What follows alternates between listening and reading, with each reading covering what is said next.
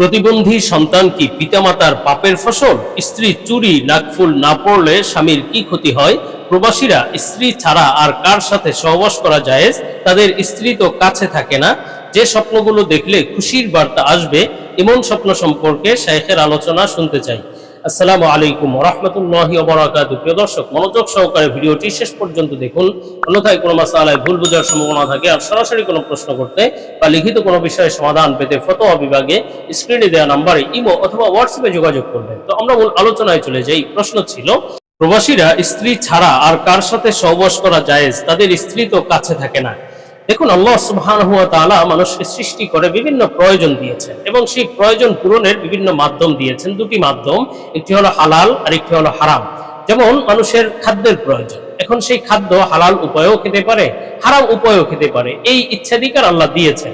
এমনিভাবে মানুষের জৈবিক চাহিদা আল্লাহ তাআলা দিয়ে দিয়েছেন, শারীরিক চাহিদা এই প্রয়োজনটা দিয়েছেন। এই প্রয়োজন পূর্ণ করারও দুইটি মাধ্যম, একটি হলো হালাল মাধ্যম আর একটি হলো হারাম মাধ্যম।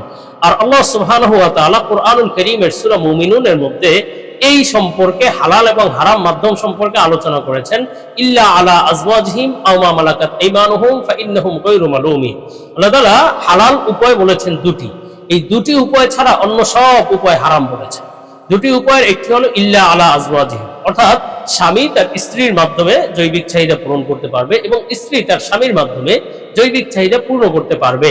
এবং আরেকটি পদ্ধতি হলো মালিক তার দাসীর মাধ্যমে, কৃতদাসীর মাধ্যমে বা বাদীর মাধ্যমে জৈবিক চাহিদা পূর্ণ করতে পারবে। বিভিন্ন শর্ত রয়েছে এবং বিভিন্ন আলোচনা বিস্তারিত রয়েছে। বর্তমানে দাস দাসীর প্রচলন নেই, সুতরাং এই মাসালা বর্তমানের জন্য নয়। বর্তমানে শুধুমাত্র একটি পদ্ধতি আছে শারীরিক চাহিদা পূর্ণ করার জন্য, সেটি হলো স্বামী স্ত্রীর মাধ্যমে, স্ত্রী স্বামীর মাধ্যমে।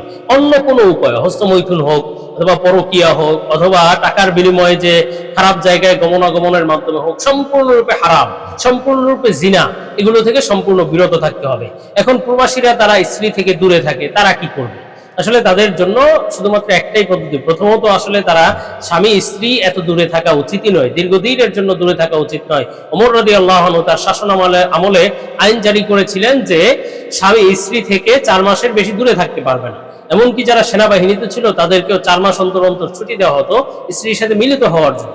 সুতরাং এই বিষয়টিও আমাদেরও লক্ষ্য করা চাই। স্ত্রীকে রেখে দীর্ঘদিন যাবৎ গিয়ে প্রবাসে থাকে, এদিকে স্ত্রী বিভিন্ন গুনাহে লিপ্ত হয়, বর্তমানে পরকীয়া যে এত বেড়ে গিয়েছে এই বিভিন্ন কারণে।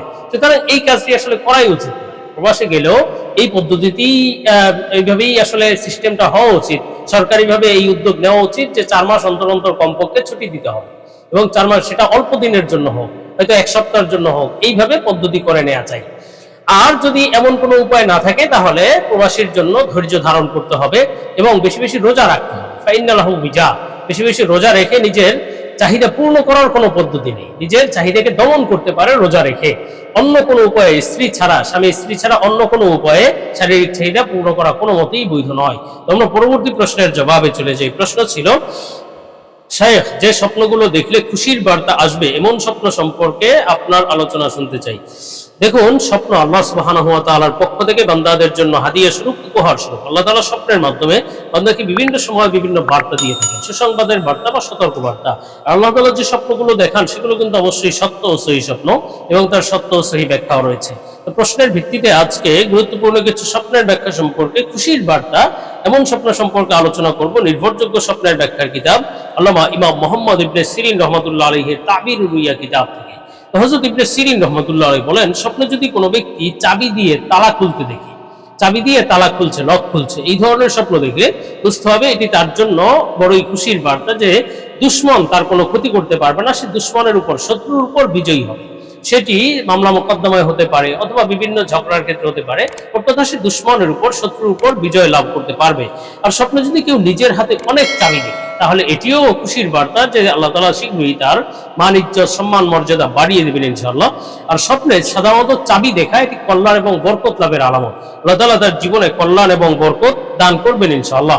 আর স্বপ্নে যদি এক চাবি দিয়ে একাধিক তালা খুলতে দেখে, যে তার কাছে এমন এক চাবি আছে, সে একাধিক তালা খুলছে এক চাবি দিয়ে, তাহলে বুঝতে হবে এটি বিবাহ হওয়ার আলামত। শীঘ্রই সে সুন্দরী রূপসী নারীকে বিবাহ করার আলামত ইনশাআল্লাহ।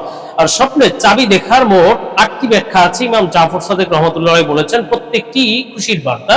একটি হলো শীঘ্রই হজ করার তৌফিক লাভ হবে, একটি হলো আল্লাহ তাআলা শীঘ্রই তার দোয়া কবুল করবেন, একটি হলো এটি তার মনের আশা পূরণ হওয়ার আলামত, আরেকটি ব্যাখ্যা হলো সে যদি অসুস্থ থেকে থাকে শীঘ্রই আল্লাহ তাআলা সুস্থতা দান করবেন, একটি ব্যাখ্যা হলো দুঃখ কষ্ট থেকে মুক্তি লাভ হবে, জীবনে আর দুঃখ কষ্ট থাকবে না ইনশাআল্লাহ, একটি ব্যাখ্যা হলো সে দ্বীন ইসলামের জ্ঞান লাভ করতে পারবে, দিন দুনিয়ার পথে আল্লাহ তাআলা তাকে সফলতা দান করবেন ইনশাআল্লাহ। তো আমরা পরবর্তী প্রশ্নের জবাবে চলে যাব। প্রশ্ন ছিল স্ত্রী চুরি নাকফুল না পড়লে স্বামীর কি ক্ষতি হয়।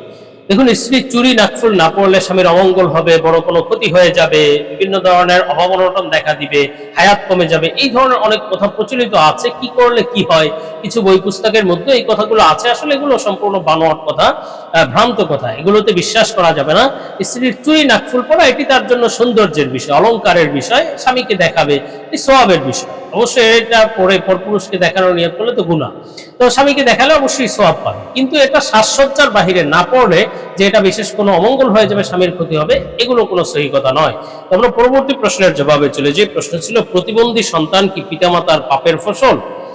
দেখুন, আল্লাহ সুবহানাহু ওয়া তাআলা কুরআনুল কারীমের মধ্যে বলেছেন লা তাজিরু ওয়াজিরাতু ওয়িজরা উখরা। আল্লাহ তাআলা একজনের পাপের শাস্তি অন্যকে দেন না, পিতামাতার পাপের শাস্তি পিতামাতাই ভোগ করবে, এটার শাস্তি পুত্রকে বা সন্তানকে দিবেন না। আর এটা আসলে প্রতিবন্ধী সন্তান হওয়া কিন্তু অনেক বড় একটা বিষয়। প্রতিবন্ধী সন্তান যদি প্রতিবন্ধী হয়, ওই মা বাবার মনে যে কি হয়ে যায় সেটা আল্লাহ তাআলাই ভালো জানেন। আর এক্ষেত্রে করণীয় হলো ধৈর্য ধারণ করতে হবে। এই হায় হুতাশ করা যাবে না যে আমাদের পাপের ফসল মনে হয়, এটা আসলে এরকম নয়। যদি আমরা গুনাহ করে থাকি, গুনার জন্য অবশ্যই তওবা করতে হবে, তবে এটার কারণে ওই সন্তানকে পাপের ফসল মনে করাটা উচিত নয়, বরং আল্লাহ তাআলার পরীক্ষা মনে করতে হবে। আল্লাহ তাআলা বলেছেন ওয়ালানাবলুওয়ান্নাকুম বিশাইইম মিনাল খাউফি ওয়াল জু'i ওয়া নাকসিম মিনাল আমওয়ালি ওয়াল আনফুসি ওয়াস সামারাত। এখানে আল্লাহ তাআলা সন্তানের মাধ্যমে, প্রাণের মাধ্যমে আল্লাহ তাআলা বিভিন্ন সময় বান্দাকে পরীক্ষা নেন। এজন্য এই পরীক্ষায় ধৈর্য ধারণ করতে হবে। ইন্নাল্লাহা মা'আস সাবিরিন, অবশ্যই সাবিরিন। এই ধৈর্য ধারণ করলে এর বিনিময় অনেক বেশি। আল্লাহ তাআলা ধৈর্যশীলদের সাথে আছে। এজন্য সন্তান প্রতিবন্ধী হলে হাহুতাশ নয়, তাকে তুচ্ছ তাচ্ছিল্য নয়, বরং তাকে ধৈর্যের সাথে উত্তমভাবে লালন পালন করলে আল্লাহ তাআলা বড় প্রতিদান দান করবেন ইনশাআল্লাহ।